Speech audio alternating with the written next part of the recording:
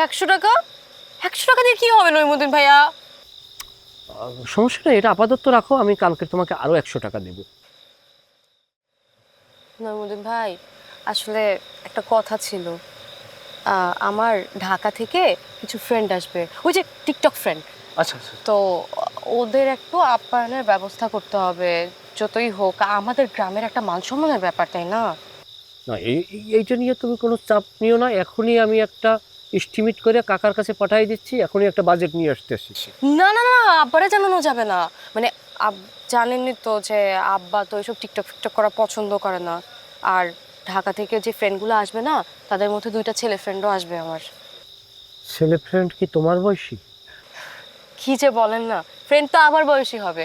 আচ্ছা, যেটা বলতেছিলাম, তো আব্বারে না জানায় যদি আপনি ওদের আপ্যায়নের ব্যবস্থাটা একটু পার্সোনালি দেখতেন, তাহলে আমার জন্য অনেক উপকার হয় নইমুদ্দিন ভাইয়া।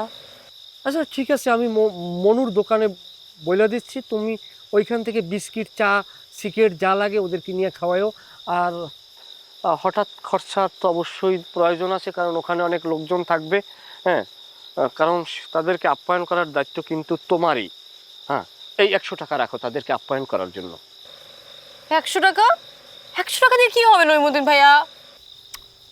সমস্যা নেই, এটা আপাতত রাখো, আমি কালকে তোমাকে আরো 100 টাকা দেবো।